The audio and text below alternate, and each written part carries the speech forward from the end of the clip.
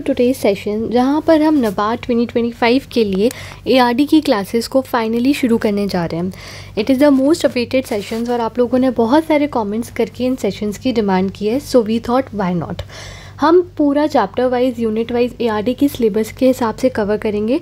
This is all for prelims 2025 and the sessions are very important, very helpful. अगर आप इन्हें religiously follow करेंगे, अगर आप नोट्स बनाएंगे, अगर आपको नोट करेंगे, कॉन्सेप्ट समझेंगे, या आपको पीडीएफ्स भी हम प्रोवाइड करेंगे, ये सब आप करेंगे तो आई एम श्योर आप एआरडी में पीछे नहीं रहेंगे and you can easily crack the NABARD exam. हम इसमें एमसीक्यूज़ भी प्रैक्टिस करेंगे, कुछ पीवाईक्यूज़ भी प्रैक्टिस करेंगे टॉपिक वाइज, और हर एक टॉपिक को अच्छे से समझते हुए चलेंगे। Please watch other sessions also. ये अभी आज एक फ़र्स्ट पार्ट है, पार्ट 1, क्योंकि वीडियो काफ़ी बड़ी हो जाती, so we thought of bringing in parts. अगर आपको अच्छा लगा तो please share your views, please like, share, subscribe and comment आपको कैसा लगा, ताकि we get motivation to make videos on part 2 also. ठीक है, then subscribe our Telegram channel, link would be given in the description below, क्योंकि वहाँ से आपको पता चलता रहेगा कि कब क्या चीज़ें अपलोड हो रही हैं। Also please share your views on in comment section कि आपको ये सेशन कैसा लगा, ताकि हमें भी मोटिवेशन मिलेगा कि आपको नेक्स्ट पार्ट बनाने के लिए you guys are interested and all of that thing. तो without wasting our time let's start on to our video. Okay, so we'll start with very basic. ठीक है, सबसे पहली क्लास है तो हम ये एग्रीकल्चर का बेसिक समझ रहे हैं, हमने सिलेबस समझ चुका है। I will try to teach in English and Hindi both, but अगर आपको चाहिए me to use more of English और more of Hindi, you can comment on that also. ठीक है, नाउ हम एग्रीकल्चर का एआरडी का सिलेबस देख चुके हैं हमारी वीडियो में। अगर आपने वो वीडियो नहीं देखा है तो आप पहले सिलेबस वाला वीडियो देख लीजिए, मैं एआरडी की प्लेलिस्ट में उसको ऐड कर दूँगी, तो आपको वहाँ से मिल जाएगा। ठीक है, उसके बाद हम सिलेबस देख चुके हैं, हमें पता है कि हमको सबसे पहले क्या पढ़ना है। हमको फर्स्ट चैप्टर में हमको बेसिक्स पढ़ना है एग्रीकल्चर के, और हम एग्रोनॉमी शुरू कर देंगे। ठीक है, एग्रोनॉमी क्रॉप से रिलेटेड है, जब हम पढ़ेंगे you will get to know everything, तो इसलिए हम एग्रीकल्चर के बेसिक्स से शुरू करेंगे, और जितना एग्ज़ाम्स के लिए इंपॉर्टेंट है, जितना रेलिवेंट है, हम उतना अच्छे से पढ़ेंगे। हमें एग्ज़ाम क्रैक करना है at any cost, this should be our aim, not we have to do any PhD in agriculture subject. हमें उतना पढ़ना है जितना हमारे एग्ज़ाम में आता है, जितना हमें रिक्वायर्ड है, हमें बस उतना करके जाएंगे, और हमारा एम है कि हम एग्ज़ाम को क्रैक कर लें। ठीक है, with this motive let us start now. The first thing is what is agriculture. ठीक है, हम बेसिक से स्टार्ट कर रहे हैं, तो what is agriculture? Agriculture is science and art of cultivating the soil, growing crops and raising animals to produce food, fiber, fuel and other products needed to sustain and enhance human life। इससे क्या समझ आया? सबसे पहली बात, agriculture एक science और एक आर्ट दोनों है। ठीक है, उसके बाद उसमें क्या क्या चीज़ें इंक्लूड होती हैं? हम उसे सॉइल कल्टीवेशन, क्रॉप्स को ग्रो करना, या एनिमल्स को रेस करना। किस चीज़ के लिए? ताकि हम फूड, फाइबर, फ्यूल ये सब प्रोड्यूस कर सकें, ताकि हम हमारी जो लाइफ है उसको सस्टेन कर सकें, उसको इन्हेंस कर सकें। ये जो एक्टिविटीज़ होती हैं ये सब एग्रीकल्चर के अंदर आती हैं। हम बचपन से एग्रीकल्चर कहीं ना कहीं पढ़ते आ रहे हैं, और अगर आप बिगिनर हैं, आप कंप्लीट बिगिनर हैं, आपने कभी एग्रीकल्चर नहीं पढ़ा, या आप वो स्टूडेंट हैं जो आप नबार्ड दे चुके हैं, आप स्टक हो जाते हैं किसी सेक्शन में, या आपके एआरडी में कम मार्क्स आ रहे हैं, सो आई वुड सजेस्ट यू आप ये पूरा अच्छे से पढ़ें, and I am design in a format कि आपको सारी चीज़ें बेसिक से अच्छे से क्लियर होंगी, सारे नोट्स मिलेंगे, and everything would be here, जो हमारे एग्ज़ाम के लिए इंपॉर्टेंट है। गारंटी यू, अगर आप अच्छे से सारे सेशन फॉलो करेंगे तो आप नबार्ड का एआरडी सेक्शन ईजीली क्रैक कर सकते हैं।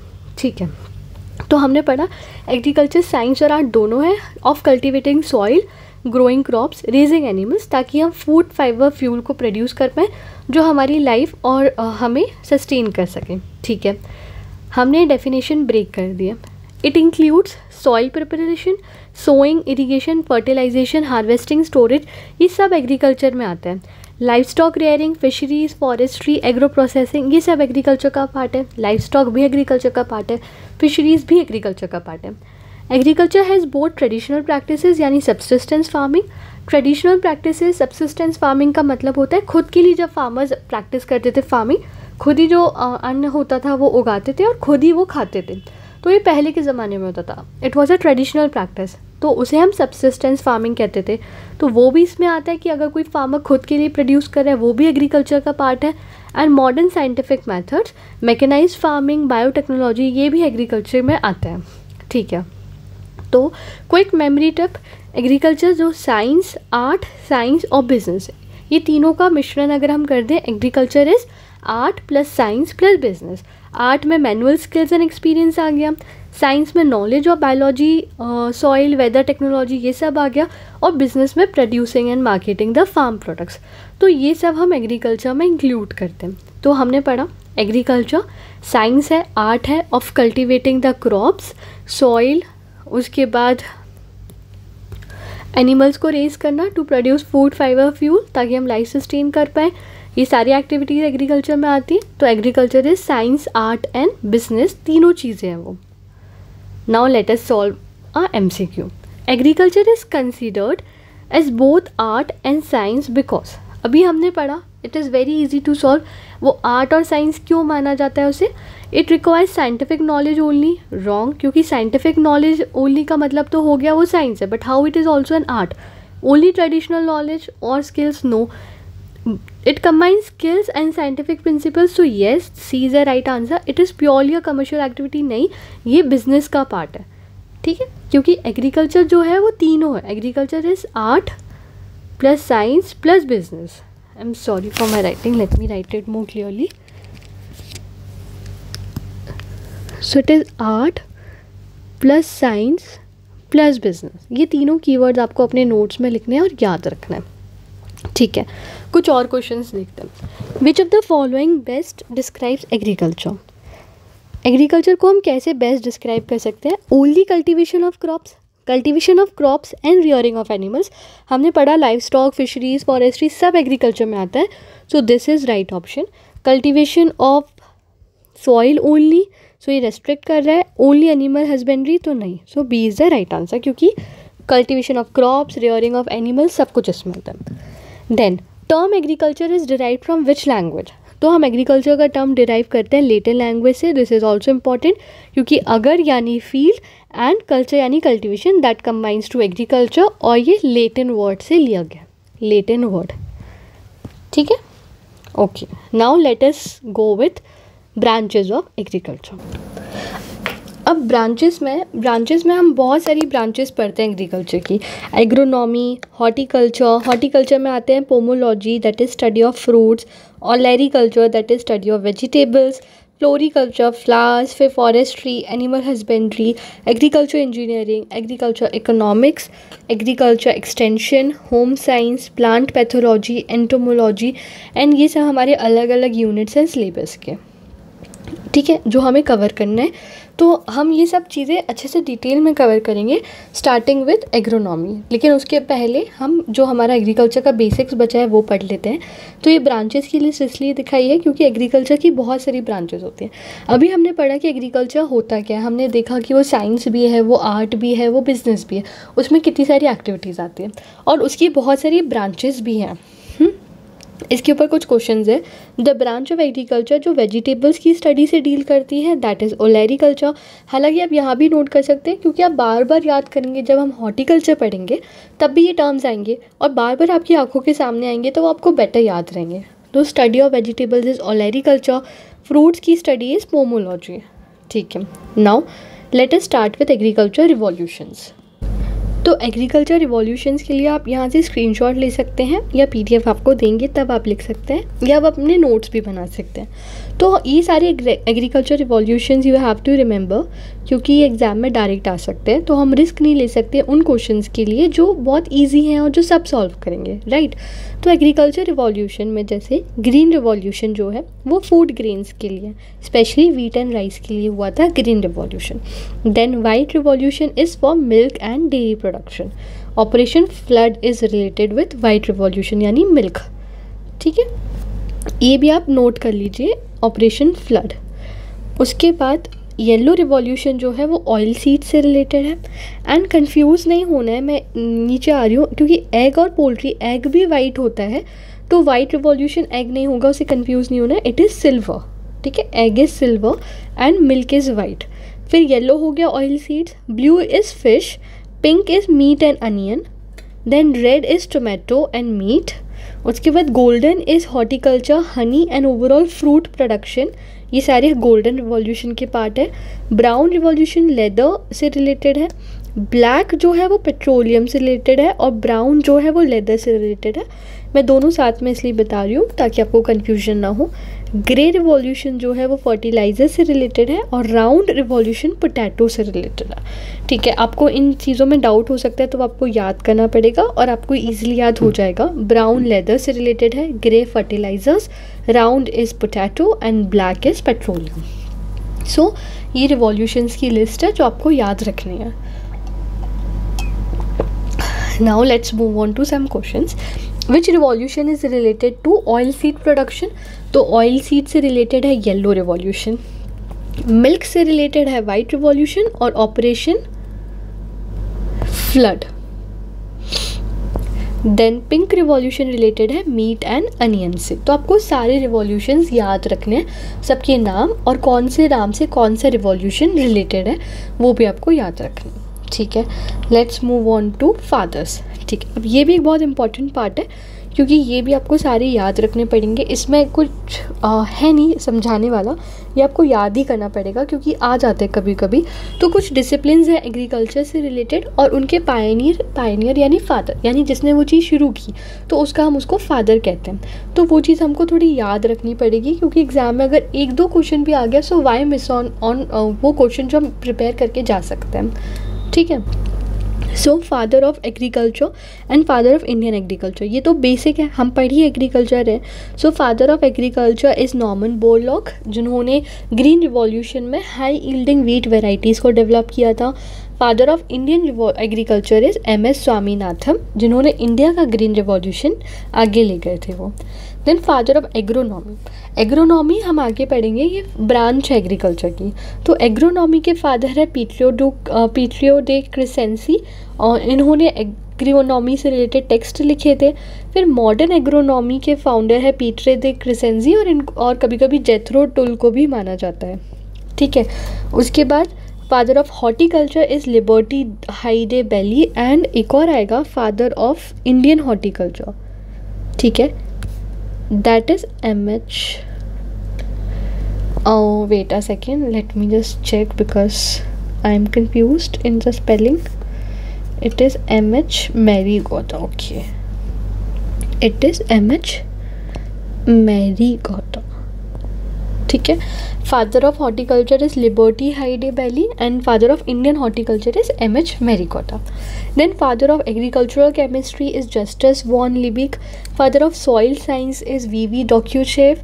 Father of genetics is Gregor Mendel. तो ये सब इंपॉर्टेंट है, आपको याद रखना है। आप नोट्स में लिस्ट बना लीजिए और बार बार उसको करिए रिवाइज तो आपको याद हो जाएगा। देन वाइट रिवॉल्यूशन अभी हमने पढ़ा जो ऑपरेशन फ्लड मिल्क से रिलेटेड है, उनके फादर हैं Verghese Kurien. Then yellow revolution जो ऑयल सीड से रिलेटेड है, उनके फादर हैं Sam Pitroda. Then blue revolution जो कि फ़िश से रिलेटेड है, उनके फादर हैं doctor Hiralal Chaudhary. Then father of agriculture extension जो हम सिलेबस में आगे पढ़ेंगे डेफिनेटली, तो उनके फादर हैं JP Leagans. Then father of extension education in India, क्योंकि ये वर्ल्ड के हैं तो इंडिया के भी हैं। इंडिया के हैं KN सिंह, प्लांट पैथोलॉजी के हिनरिच एंटोन डे बेरी, माइक्रोबायोलॉजी के लुइस पेस्ट्योर, सॉइल फर्टिलिटी की EW हिलगार्ड, एनिमल जेनेटिक्स के JL Lush and plant physiology के स्टीफन हिल्स, हाइब्रिड राइस के युआन लॉन्गपिंग। ये आपको याद रखने हैं सारे फादर्स, सबके नाम। अब बस इतना याद रख लीजिए किस चीज़ के कौन है। ठीक है, उसके बाद let's move on to addressing some confusion.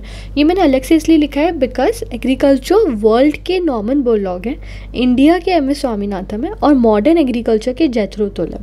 ठीक है, तो कन्फ्यूजन ना हो। एग्रोनॉमी के पीट्रो क्रिसेंसी हैं और वर्ल्ड के लिबर्टी हाइडी बेली हैं हॉर्टिकल्चर के, और हॉर्टिकल्चर इंडिया के MH मैरीगोडा। ठीक है, तो आपको ये सारे नाम याद रखने हैं और ये बहुत इंपॉर्टेंट नाम है तो आपको याद रखने हैं। Then let us solve some MCQs. Who is known as father of green revolution in India? In India it is MS Swaminathan. Agriculture chemistry is Justus Lon Liebig. Then MH Marigoda is known as father of which agriculture field? ऐसे भी question आ सकता है, so the answer is horticulture. Now we are done with the basics of agriculture. जितना हमें पढ़ना था basics of agriculture में वो हम पढ़ चुके हैं, हम डेफिनेशन समझ चुके हैं, हम फादर्स देख चुके हैं, हम उसके रिवॉल्यूशंस देख चुके हैं। जो हमारे फैक्चुअल पार्ट के लिए इंपॉर्टेंट है वो हम एग्रीकल्चर का बेसिक्स पढ़ चुके हैं। Now let us start with agronomy, that is first branch of agriculture जिसे हम स्टार्ट करने वाले हैं। सबसे पहले हम उसका मतलब समझेंगे और फिर हम क्रॉप्स पे जाएंगे। तो एग्रोनॉमी, एग्रोनॉमी का मतलब क्या होता है? ठीक है, एग्रोनॉमी का हम सिंपलेस्ट वर्ड में मतलब समझेंगे, वर्ड तोड़ के मतलब समझेंगे। एग्रो मतलब कि एग्रो मतलब क्या हुआ? एग्रो मतलब फील्ड, राइट? तो एग्रो मतलब हो गया field. And what is nomy? Nomy का मतलब है मैनेजमेंट। तो सिंपलेस्ट वर्ड में हो गया फील्ड मैनेजमेंट। सिंपलेस्ट वर्ड में अगर हम बोले, it deals with how to grow crops efficiently and sustainably on the land.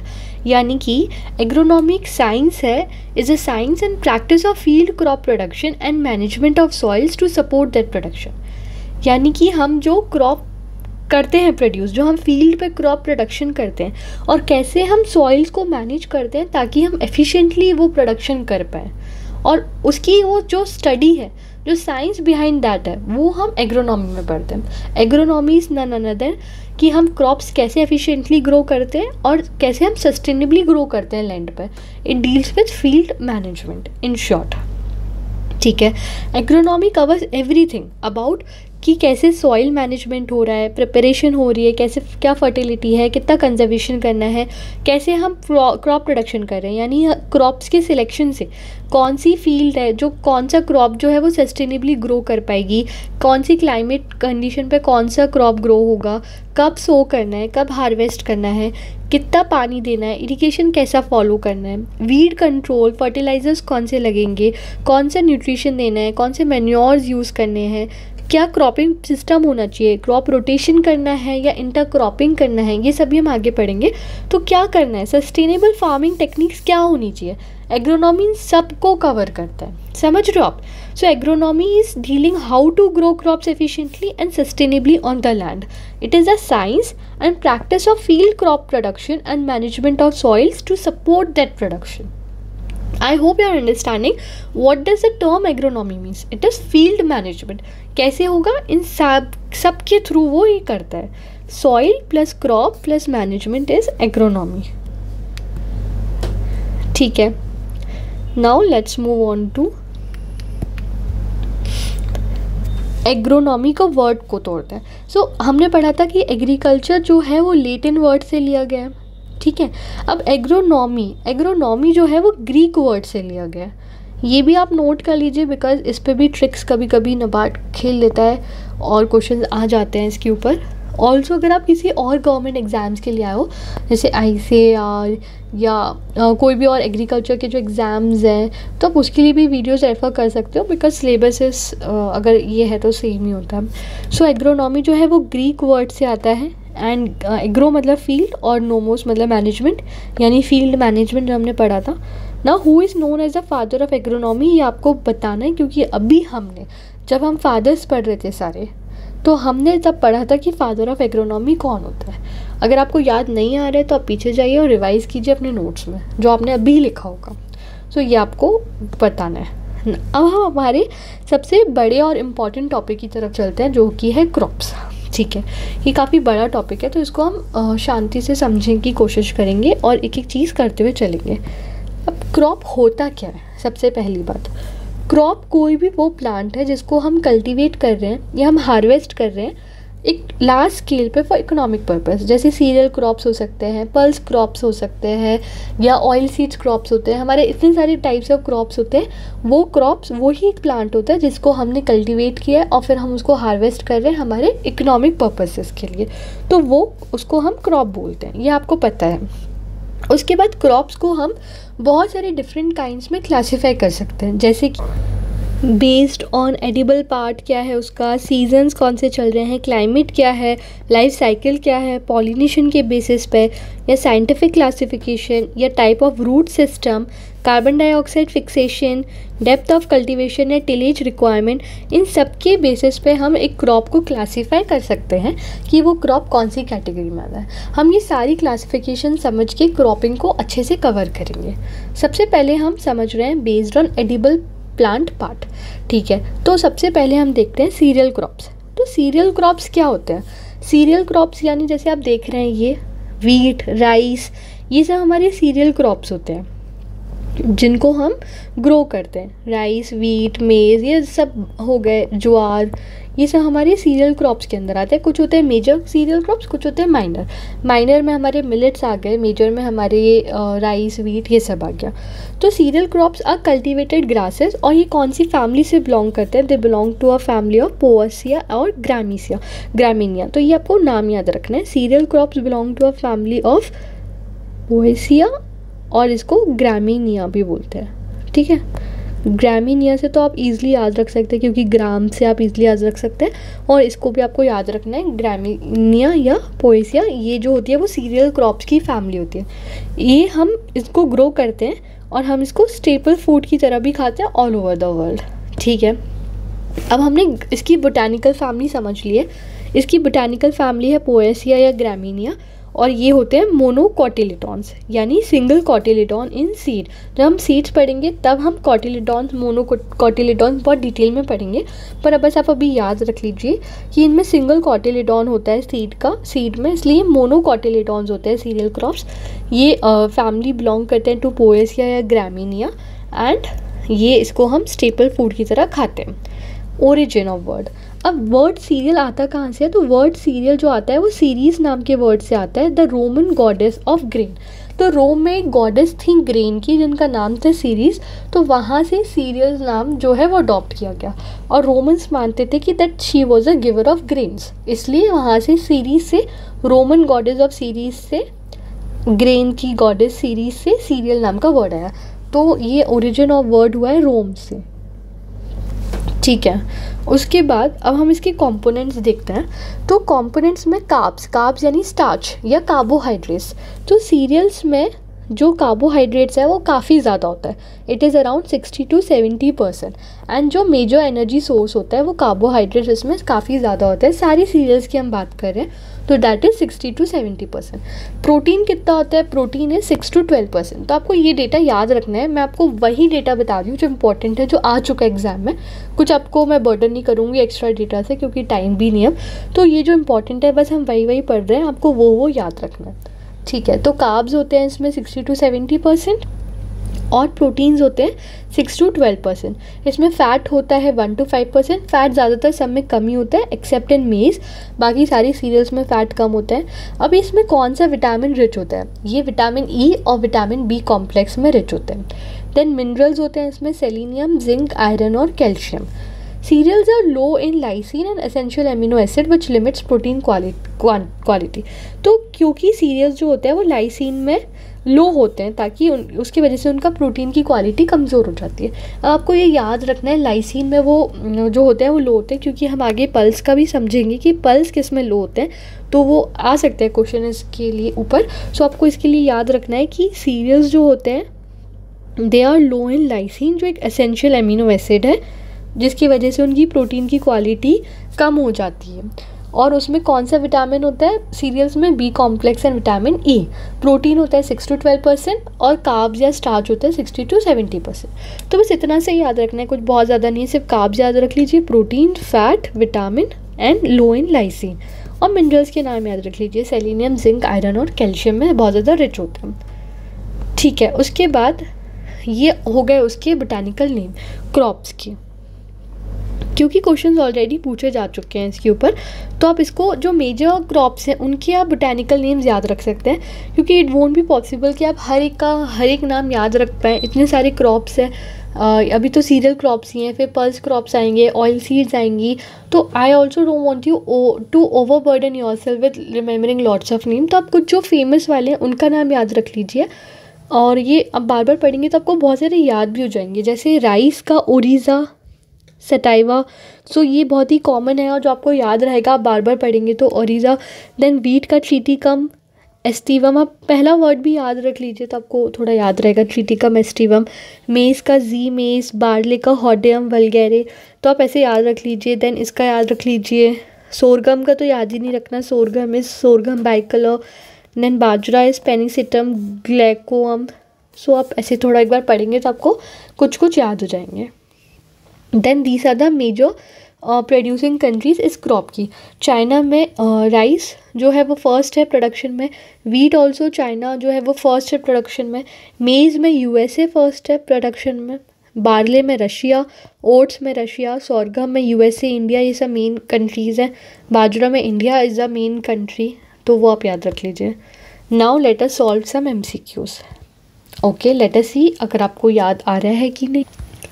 Now this is also an information, ये मैंने पहले नहीं पढ़ा है तो इसलिए मैंने एज ए MCQ फॉर्म करे हैं ये सारे। So which of the cereal has highest starch content approx 70% and it is mainly use as staple food in India. तो कौन सा सीरियल क्रॉप ऐसा है जिसका हाइएस्ट स्टार्च यानी कार्बोहाइड्रेट। तो हमने ऑलरेडी पढ़ा कि सीरियल्स में कार्बोहाइड्रेट बहुत ज़्यादा होता है, 60 to 70%।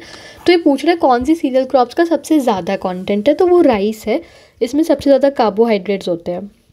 Then way cereal is mostly commonly use in beer and malt production. तो बियर में सबसे ज़्यादा बार्ली का यूज़ किया जाता है प्रोड्यूस करने में, तो ये एज अ फैक्ट आप याद रख लीजिए। Then the inflorescence of wheat is called as what. तो इसका आंसर है ईयर, पर अब हम समझेंगे इन्फ्लोरेसेंस क्योंकि ये इंपॉर्टेंट है, जो चीज़ इंपॉर्टेंट है वो करनी पड़ेगी। So let us understand inflorescence. और ये इंपॉर्टेंट क्यों है, क्योंकि ये PYQ में पूछा जा चुका है। So that is why PYQs are major source of studying कि हमको कितना और कैसे पढ़ना है। सो हम इन्फ्लोरेसेंस पढ़ेंगे। इन्फ्लोरेसेंस मतलब क्या होता है, तो अब इन्फ्लोरेसेंस मतलब होता है फ्लावर बंच। अगर हम सिंपल भाषा में समझें, इन्फ्लोरेंस मतलब है फ्लावर का बंच। अब इसके टर्म्स हैं या क्या बोलते हैं हर क्रॉप के लिए, वो एक बार देख लेते हैं। हम सिर्फ इम्पॉर्टेंट क्रॉप्स के लिए देखेंगे और बिल्कुल ओवर बर्डन नहीं होएगा, बिल्कुल आराम से समझ में आएगा और याद भी हो जाएगा इसी क्लास में, आई गारंटी यू। हम 5 क्रॉप्स का देखने वाले हैं, 5 सीरियल क्रॉप्स का देखने वाले हैं जो इम्पॉर्टेंट है और हम याद भी यहीं कर लेंगे, ठीक है। इन्फ्लोरेसेंस यानी फ्लावर बंच। अब कैसे होता है, क्या होता है, अब ये आपको पता है ये वीट है और ये बार्ली है, ये दोनों आप डिफरेंस देखिए, दोनों आपको सेम लग रहा है। ये क्रॉप है, ये भी ऐसी क्रॉप है, ठीक है, सेम लग रहा है, सेम पैटर्न है, इसलिए मैंने एक को साथ में लिखा है बार्ली और वीट को। ये सेम तरीके से है। इसमें जो है ना ये स्पाइक्स, ये directly attached to main stem और इनमें ब्रांचेस नहीं है, नो ब्रांचेस। जब ब्रांचेस नहीं होती हैं फ्लावर बंच में, देयर आर नो ब्रांचेस। ये जो स्पाइकलेट्स हैं ये डायरेक्टली अटैच्ड हैं to the main branch and there are no branches. तो इस टाइट क्लस्टर को हम ईयर या स्पाइक बोलते हैं, क्योंकि ये टाइट क्लस्टर हो गया है। अब एक कोई ब्रांचेस नहीं है, एक ही टाइट क्लस्टर है। जो स्पाइक्स हैं वो डायरेक्टली जो अटैच्ड है मेन स्टेम्स पे, ये स्पाइक्स हैं, है ना, ये डायरेक्टली मेन ब्रांच पे अटैच्ड है, कोई भी सब ब्रांचेस नहीं है। तो इसलिए हम इसको स्पाइक या ईयर कहते हैं, स्पाइक या ईयर। और ये 2 क्रॉप्स में है, एक है बार्ली और एक है वीट, तो दोनों का एक ही नाम है, एक ही याद रखना है इन्फ्लोरेसेंस, जो कि है स्पाइक। अगर ऑप्शन में ईयर आ जाता है तो ईयर, क्योंकि जैसे अभी हमने ऊपर देखा तो हमारे ऑप्शन में ईयर था। एक सेकेंड, इसके ऑप्शन में स्पाइकलेट भी है, सो या सी भी राइट आंसर होगा। स्पाइकलेट या ईयर एक ही बात है, ठीक है। उसके बाद हम देखते हैं राइस और सोरगम। सोरगम यानी ज्वार। तो राइस, अब आप राइस को देखिए, हमने वीट को देखा था कि एक ही स्पाइकलेट्स था जो मेन ब्रांच से ऐड था और कोई और सब ब्रांचेस नहीं थी। अब इसमें ये ब्रांचेस है, राइट, जब इसमें ब्रांचेस है। और अब ये सोरगम को देखिए, इसमें भी ब्रांचेस है।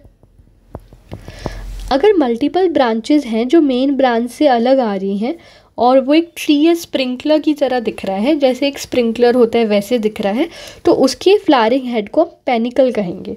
हमने इसको ईयर या स्पाइक कहा था जब एक टाइट लीनियर क्लस्टर है, कोई और ब्रांचेस नहीं है तो, पर अगर ब्रांचेस हैं तो उसको हम पेनिकल कहते हैं। तो राइस और ज्वार या सोरगम के इन्फ्लोरेसेंस को हम पेनिकल कहते हैं, पेनिकल। अब बचा मेज़। अब मेज़ में एक स्पेशल केस है, क्योंकि मेज़ में मेल और फीमेल दोनों के अलग इन्फ्लोरेसेंस है, ठीक है। तो मेल के केस में आप देख सकते हैं, मेल के केस में हम इसे टेसल कहते हैं, क्योंकि जो फेदरी ब्रांच फ्लावर है वो ऊपर है ना, और फीमेल के केस में ये जो फ्लावर है वो नीचे है और ये हस्क से कवर हो रहा है, तो इसको हम कॉप कहते हैं। तो बस ये मेज़ में आपको 2 स्पेशल नाम याद रखने हैं, टेसल और कॉप। एक बार रिवाइज कर लेते हैं।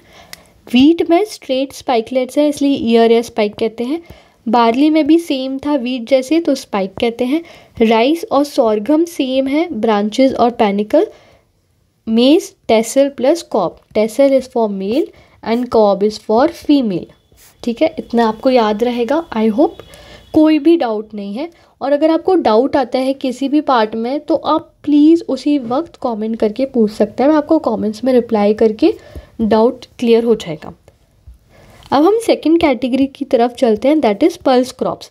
अभी हमने सीरियल क्रॉप्स का सब कुछ पढ़ लिया, समझ लिया, उनका बोटानिकल नेम देखा और हमने देखा इन्फ्लोरेसेंस देखा, एमसीक्यू सॉल्व करे, हमने प्रोटीन कंटेंट, कार्ब कंटेंट वो सब पढ़ा।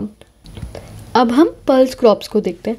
तो pulse crops are leguminous crops grown for their dry edible seeds which are rich in protein, ठीक है। हमने सीरियल क्रॉप्स का देखा था कि they are rich in carbs और प्रोटीन थोड़ा कम होता है, पर जो पल्सेस अब हम देख रहे हैं वो लेगुमिनियस क्रॉप्स हैं जो अपनी ड्राई एडिबल सीड्स के लिए ग्रो की जाती है, यानी सीड्स के लिए ग्रो की जाती है, जो कि रिच होती हैं प्रोटीन में,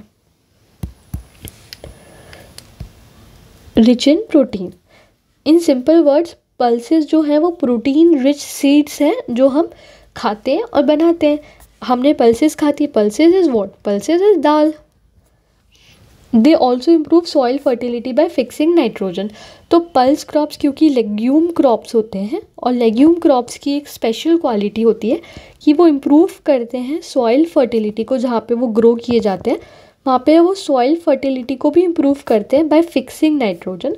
फिक्सिंग नाइट्रोजन का मतलब है, क्योंकि एक नाइट्रोजन साइकिल आपने पढ़ा होगा अगर, कि नाइट्रोजन प्रोसेस होती है, क्योंकि वो रिलीज़ करते हैं अमोनिया, उसके बाद वो साइकिल घूमती है तो वो नाइट्रोजन को फिक्स करने में हेल्प करता है, बस उतना ही याद रख लीजिए। अब हम जैसे हमने राइस का पढ़ा था, हम पल्सेस का पढ़ते हैं। जो सारे जो पल्सेस हैं वो फेबिशिया या लेगुमिनियस फैमिली से बिलोंग करते हैं। सीरियल्स कौन सी फैमिली से बिलोंग कर रहे थे, वो कर रहे थे पोएशिया या ग्रामिनिया, और ये फैमिली बिलोंग करते हैं फेबिशिया या लेगुमिनियस। दे आर डाइकोटिलिडॉन्स, और हमने पढ़ा था सीरियल्स जो होते हैं वो मोनोकोटिलिडॉन्स होते हैं, तो इतना आप याद रख लीजिए। उसके बाद प्रोटीन्स हमने पढ़ा था, वहाँ प्रोटीन्स कितना होते हैं वो आप बताइए। अब यहाँ प्रोटीन्स है 18 to 25%, कार्ब्स भी वहाँ के कंपैरिजन में कम है 55 to 60%, fat is 1 to 2%, minerals is calcium, iron, phosphorus, vitamin B complex, and pulses lack methionine and essential amino acid. तो सीरियल्स लैक कर रहे थे lysine, pulses are lacking methionine. तो ये आपको दोनों नाम याद रखने, लाइसाइन एंड मिथ्योनाइन। उसके बाद अब ये कॉमन नेम है, ये पल्सेस है, और इनके बोटानिकल नेम है, इसमें भी आप इम्पॉर्टेंट याद रख लीजिए बस। ग्राम यानी चिकपी, तो चिकपी का बॉटनिकल नेम है साइसर एरिथ्रिनम। पिजन पी यानी अरहर या तुअर की दाल, सो इसका बॉटनिकल नेम है कैजनस कैजन। तो आप ऐसे पढ़ के याद रख लीजिए एक बार कि ये क्या है, क्योंकि ये यहाँ पे विग्ना रेडिएटा, विग्ना मुंगो, विग्ना, तो एक बार आइडिया ले लीजिए कि हाँ ये पल्सेस से रिलेटेड है, क्योंकि अगर विग्ना नाम का कुछ आया तो आप ऑप्शन एलिमिनेट करके भी कर सकते हैं। तो आप प्लीज़ ऐसे एक बार आइडिया ले लीजिए, जैसे लेंस, लेंटिल, एक बार आप पढ़ेंगे तो आपको समझ आ जाएगा। बिकॉज एक बार if I am not wrong barley का पूछा था लास्ट ईयर, सो इसलिए। Now what is the economic importance of pulses in India. So pulses का इंडिया जो है वो largest producer, consumer and importer है। येस यू आर राइट, हम प्रोड्यूस भी सबसे ज़्यादा करते हैं, हम कंज्यूम भी पल्सेस सबसे ज़्यादा करते हैं, और सबसे ज़्यादा प्रोड्यूस करने के बाद भी हम सबसे ज़्यादा प्रोड्यूस के इम्पोर्टर भी हैं। इम्पोर्टर यानी निर्यात, सबसे ज़्यादा इम्पोर्ट भी हम ही करते हैं। India accounts for 25% of world's production, और पल्स की लेकिन हमारी जो प्रोडक्टिविटी इंडिया में वो कम है, इसलिए हम इम्पोर्ट करना पड़ता है। उसके बाद let us solve some questions. So which of the following is the largest pulse crop by area and production. तो वो है ग्राम यानी चिकपी. सबसे ज़्यादा जो एरिया और प्रोडक्शन है वो है ग्राम, और इसका आप बोटेनिकल नेम याद कर लीजिए क्योंकि ग्राम वैसे भी इंपॉर्टेंट है. What is the inflorescence time found in most pulses. हमने हमारे सीरियल क्रॉप्स के इन्फ्लोरेसेंस को पढ़ा था सब में. अगर आपको याद है तो आप बताइए स्पाइक किसका था, पैनिकल किसका था और कॉप किसका था.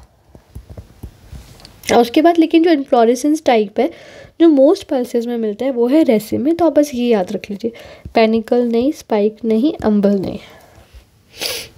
विच of the following pulses have highest protein content. सबसे ज़्यादा प्रोटीन की मात्रा होती है सोयाबीन में. सोयाबीन टेक्निकली एक ऑयल सीड है. ऑयल सीड में हम सोयाबीन को पढ़ते हैं, पर ये एक लेग्यूम भी है, इसलिए हम इसे पल्सेस में भी कंसिडर कर रहे हैं. और सोयाबीन में सबसे ज़्यादा प्रोटीन होता है, that is 40%. Then which Indian state is highest producer of pulses, that is MP. The term dal is associated with what. Now जो हम दाल खाते हैं जो वो पल्स से आती है वो क्या होती है, वो होती है डीहस्ड स्प्लिट पल्स क्रॉप्स, क्योंकि वो आधा टुकड़ा में होती है ना. सो डीहस्ड, वो डीहस्ड होती है, वो स्प्लिट होती है. So that is dal that we eat. Now some additional points from ICAR manuals जो मुझे मिले थे and I thought that is important क्योंकि ICAR में दिया है. So what is haulm and एक और टर्म आएगा व्हाट इज़ स्टोवा. एक है सीरियल्स के लिए और एक है आपका पल्स क्रॉप्स के लिए. ये बस आपको 2 टर्म याद रखने हैं. आपको मैं बर्डन नहीं कर रही हूँ बहुत ज़्यादा टर्म्स है, सिर्फ 2 टर्म्स हैं. एक है हॉल्म और एक है स्टोव. जब आप एक पल्स क्रॉप को ग्रो करते हैं, जैसे आपने मान लीजिए ग्राम को उगाया या मूंग को उगाया, तो आपने सीड्स को हार्वेस्ट कर लिया और उनको खा लिया. पर जो बचा हुआ प्लांट है, जो स्टेम्स और लीव्स जो पीछे रह गई हैं, उनका क्या. समझ रहे हैं आप.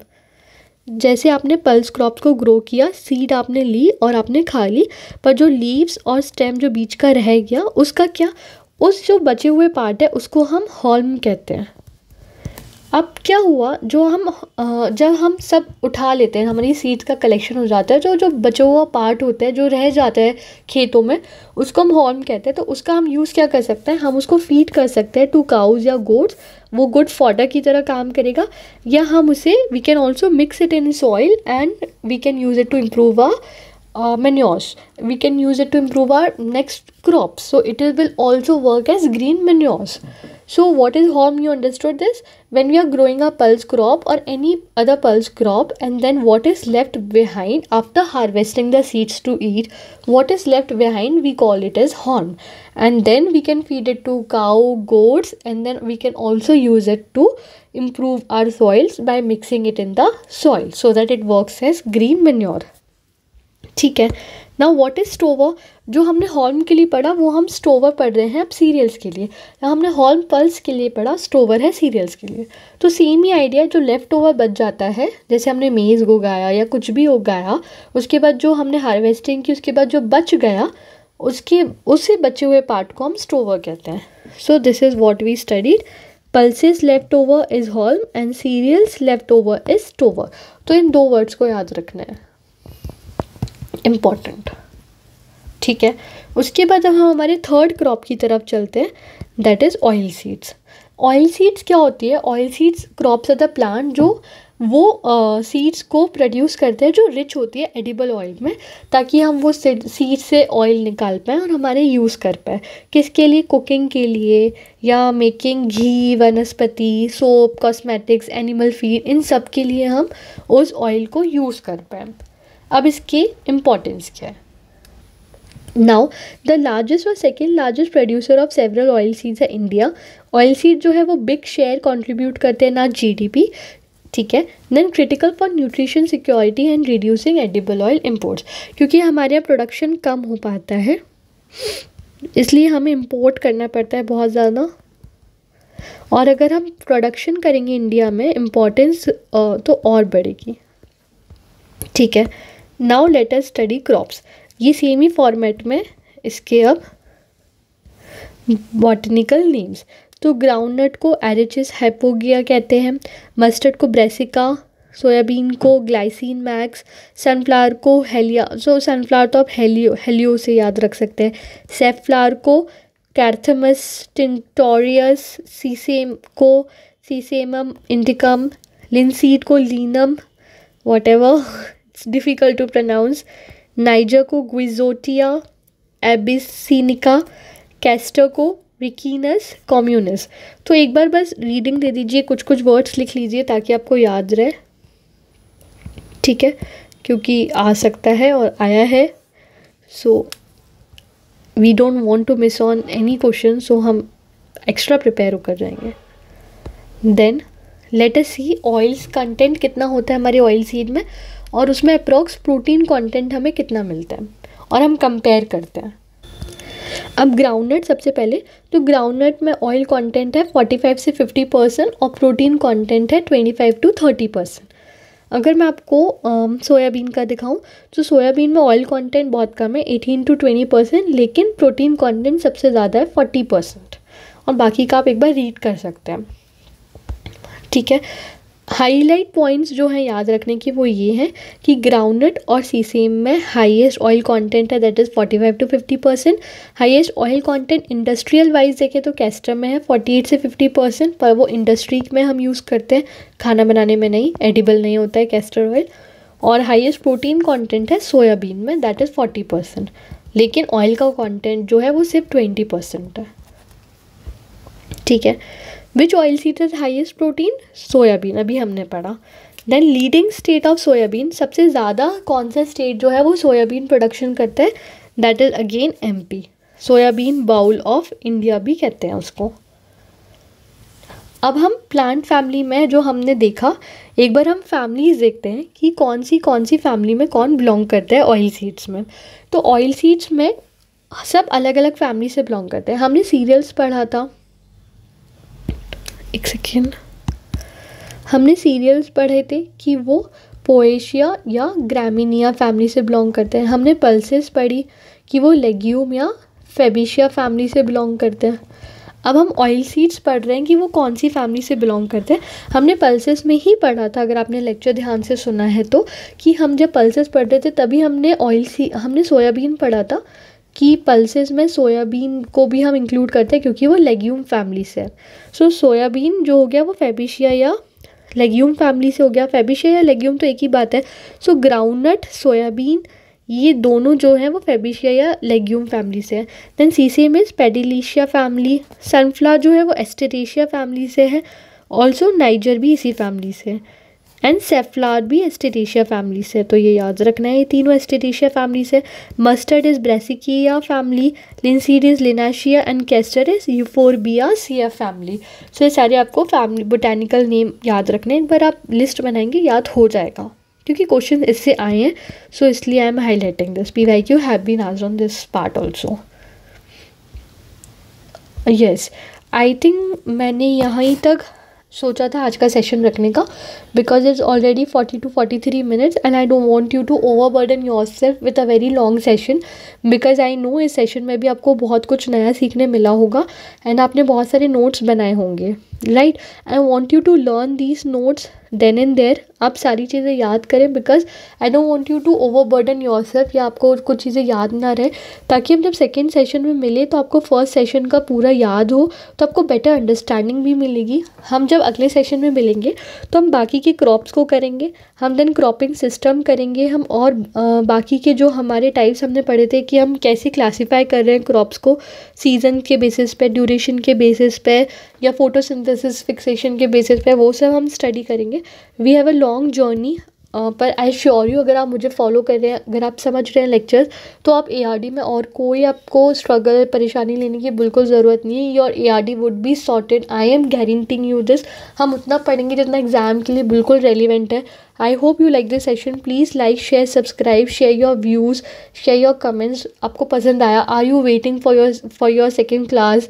And please join the Telegram session and thank you for watching.